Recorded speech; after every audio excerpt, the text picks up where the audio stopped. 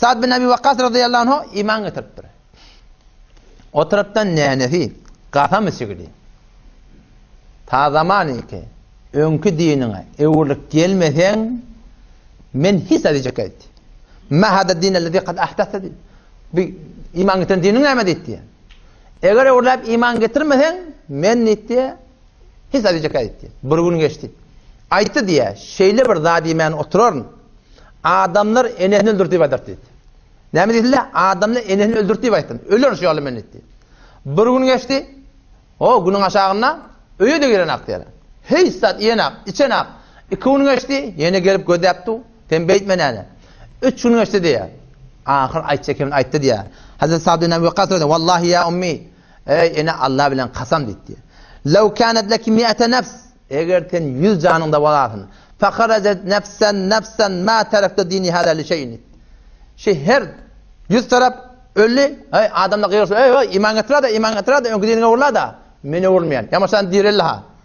Yamasan yine ölecek ottu. Baba saat iman getir nenin ölüp bari. Yamasadan ölse. Yamasadan yine direlse. Baba yamasan iman getirdi. İman getirse önkü dinine elçek adam. Men elçek men et.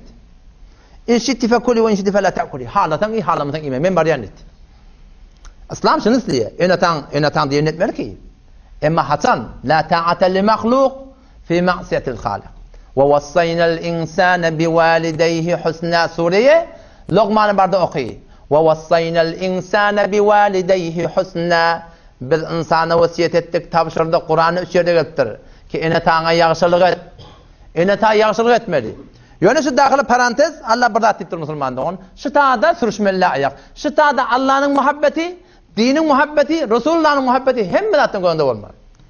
O ne mi? Ve in cahadaka eğer şine tan sayı kuşrette ala en tuşrike bi ma leysa leke bihi ilm. Eğer ene tan şuna sayı kuşrette ki benim dinime tert seni verecek oluyor.